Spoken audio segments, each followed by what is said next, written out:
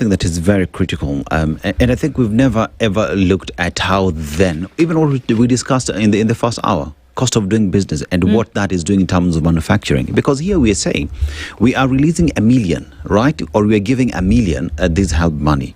Now, with this money that they're given, it is hoped that once they get out of school, they will get into employment and they're able to pay back this debt so that others can benefit from it.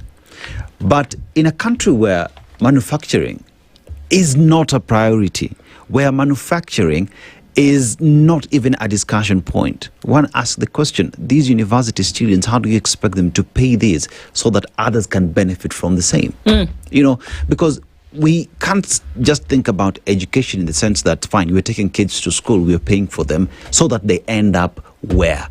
How about we start even taking this conversation further and saying, for us to have these graduates head somewhere, we have to address cost of doing business and taxes that will open up the market, will encourage more investors to come in, so that these opportunities, these job opportunities are available where these students will end up, and they will pay back homage to the original seed so that others can benefit through it. I reckon if we think like of these funding like that, the government will not have to struggle as much because help would be paying itself. I don't even think they think about it. You know, I think it happens like now when the doo-doo has hit the fan. Yep.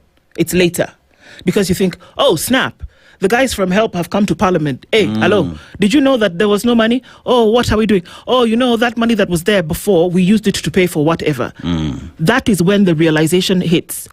Because let me tell you, if you don't have long-term, mid-term thinking in terms of how you're going to move, you will not develop. If you don't have long-term, mid-term planning and or thinking that you actually activate, you will not develop. This is what we're talking about.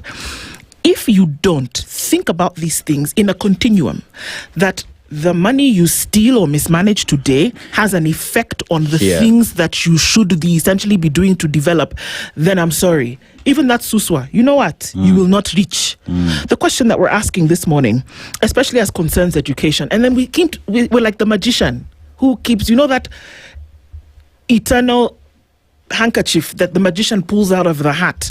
We keep pulling things out. We come and we say, okay, you know what we're going to do now? What sounds nice? In fact, you know what I should do? I should establish a presidential working party on education reforms. Stop it. Then tomorrow you pull something out of the hat. What has come today? Oh, you know now what we're going to do? We're going to fund education fully. Dennis, we're going to fund education fully the day before HELP goes to Parliament to tell them that for the last 4 years, we've not been able to fill the debe. Thank you. Come on. That's where we are. Do you talk to each other? That's where we are. Do you talk to each other? Or was it a roadside declaration where I said, you know what, I'm Santa Claus? And you see, in fact, I see you, my little reindeer. For the last 4, you've been struggling with this education model. Perhaps that's what we'll do when we get to Singapore. But for now, watch and lipie. And that's what makes many very angry, because already we had a funding model. Fine, we agree it had its own problems. How about to fix that? Why are we going to a new model that have not tried in this society? What parameters are you using to judge that this will work? Now, here we are. We're being told that since 2023, 2024, we have never, ever received enough money to take children to school. Those are 4 years. We're talking about almost 4 million children who are struggling of getting funds to go to school simply because we came up with policies that don't make sense. Okay, fine. The president today has said that, fine, I will pay, right? Who budgeted for it? Because last I checked, Parliament sat, they passed a finance bill, and which is now an act of Parliament. And whatever the president is talking about is not factored into that finance act. So where is he going to get this money that will fund these children? Or is it just another roadside declaration to deal with the emotions of the people so that we can continue doing the nonsense that we have been doing all year long. We're asking many questions here. Varsity fees reality check. Confusion over Ruto's universal funding plan. We are going to come and look into that a little bit. But the question that we're asking you this morning, and we want to then be able to have a conversation with you, is a university degree still the golden ticket for a better life, or has higher education become a burden to both parents and students? Is it one that we ought to be looking to, or is it a burden to parents and students as we see it? What are we talking about here when we're talking about a university education? Is it a burden now? Because, hey, Bana, even the help where you can get help. Help where you can get help. It's not helping you. It's not helping you. Yeah.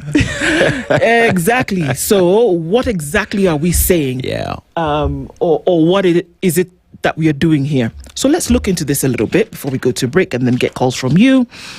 That it seems as though the people were confused. I repeat, the announcement of the president about how this is going to be, everybody gets a university degree. Everybody. Hey, okay, we'll that's pay. nice. And we are going to pay. Yeah.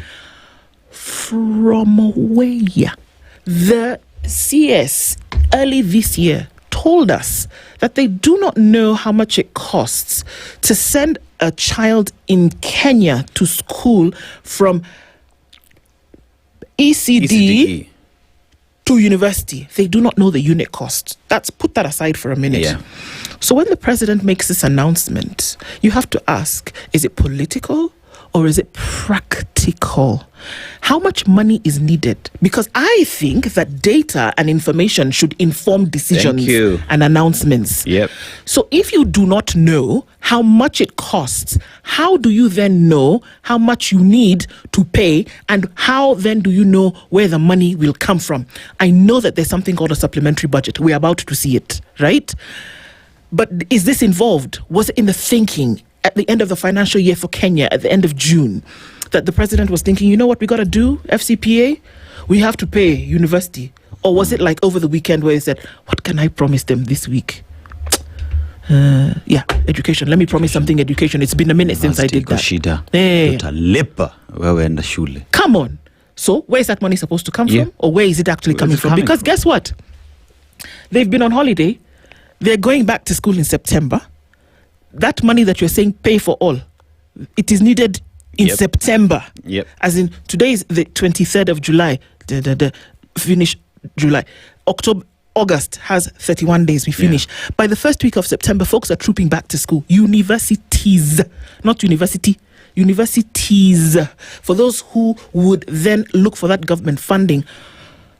Let me breathe. So in short, the where government is it needs coming to from? find over 114 billion shillings in 1 month and some few days. Not just find it, find it and pay it, so that these guys can go to school in September. Yeah. That's what we're talking about. So riddle me those three things. Number one, how much do you need? You've told us. Where are you going to get it from? Was it budgeted for? Did you actually intend to say the words that were coming out of your mouth? And did you have a conversation with other people about where this money is going to come from? And I think while at it as well, what is your plan in making sure that the 114 billion shillings that you spent today, these students after graduating, they're able to get somewhere to pay it back?